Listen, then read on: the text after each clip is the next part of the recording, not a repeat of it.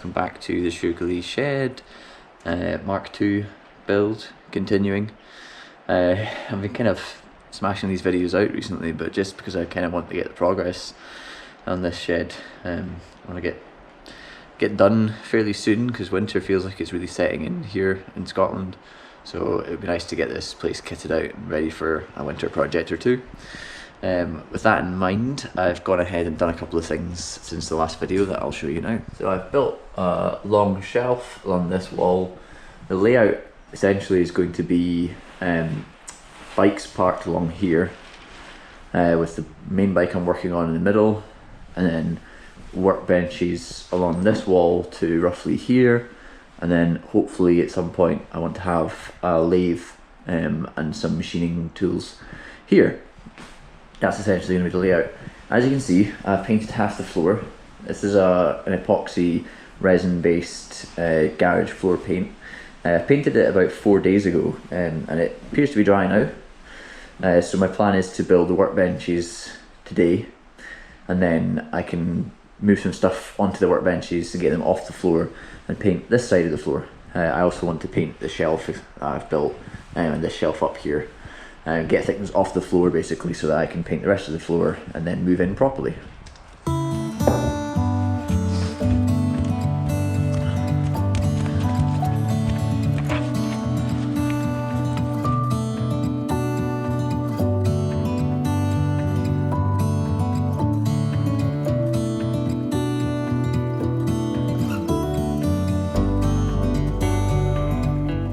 Right, I just quickly whizzed through and painted these shelves. I've also done the roof beams black. Just thought it looked quite cool, nice and contrasty, quite Tudor. Anyway, now to move on to doing the workbench, which I've got this big sheet of ply for, and I've also got a lot of offcuts from the rest of the timber to build it from.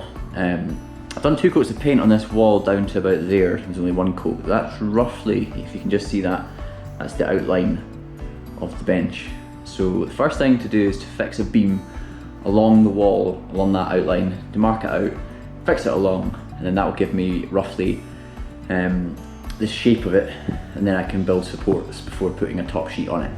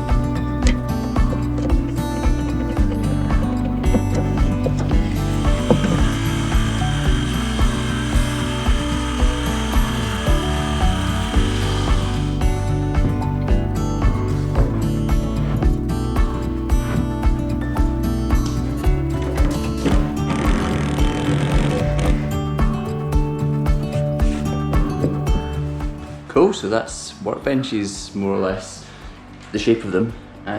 The plies all cut to shape, fits all the corners quite nicely. Took my time about it and I got it right. So, you know, measure twice, cut once. I'm going to make storage under sections of these, but I also want sections where I can sit at it so I can get my legs under. So I'm going to portion off bits that have storage, and then I'm going to portion off bits where I'm going to be able to sit at it. And then that's essentially what I need to do next, is build in storage underneath it.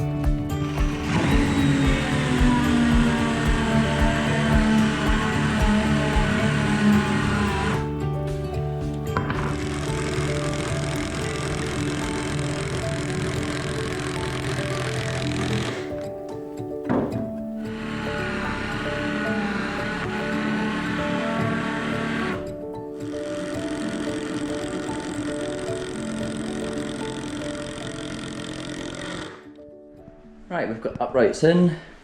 Essentially I'm going to have storage here, nothing here, and storage here. So I can sit basically in this corner and go between it on a stool. I'm quite keen to put a tool cabinet here, like one of these kind of pull-out ones. So I'm going to leave this one empty just now, and I'm not going to fix it anywhere more than just where they are at the top, so that like when I get a cabinet I can put it in and I can rejig it a little bit to make it fit nice and snug. But over there in the corner I want to do a little built-in sort of cubby hole storage thing, so that's what I'm doing now.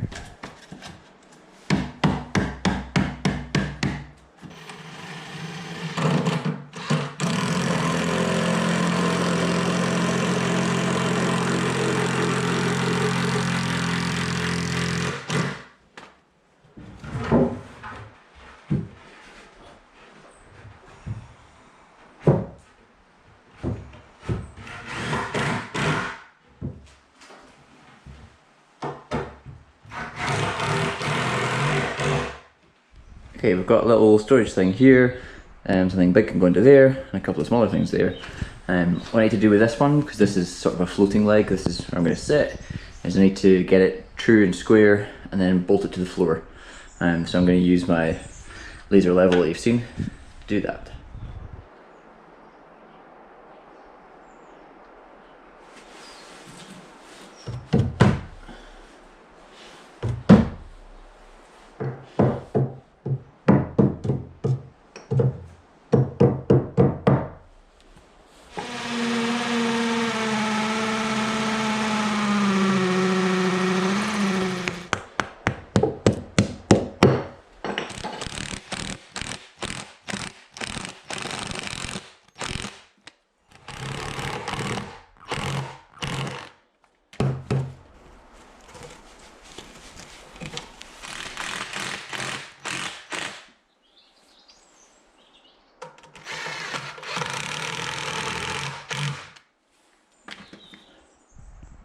There we go.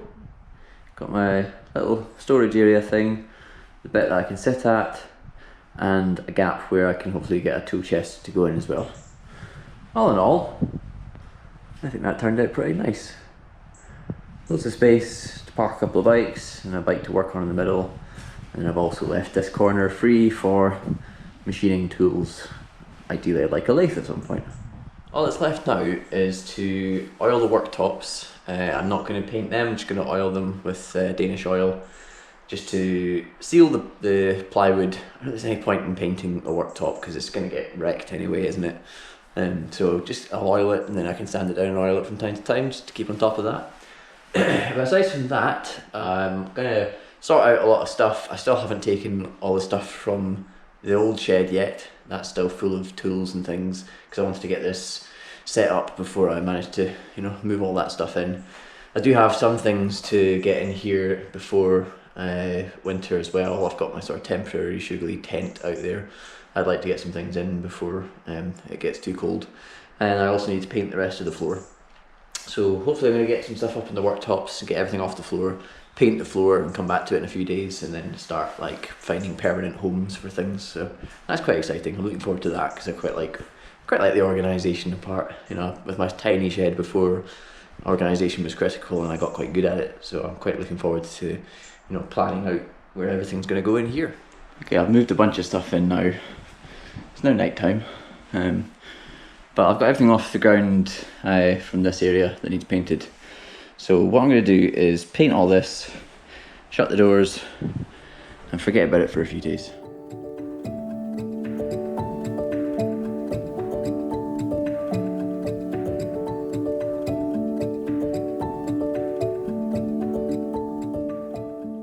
How bloody annoying is that?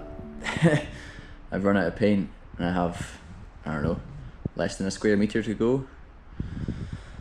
Well, I guess that's it's time to call it an evening. Well, I'm gonna have to get more paint during the week, but I've got most of it done. It's literally, that will take me 2 minutes to do that. Annoying because the paint takes so long to dry, so that's a little patch that's gonna have to take a little bit longer. Careful coming in the door, not step on it for a while. Anyway, a good day's work and I'm knackered, so I'm going to sign off this episode here. Please do give me a like, leave me a comment and subscribe to the Shoogly Shed channel. I'll love you forever. Yeah, goodbye.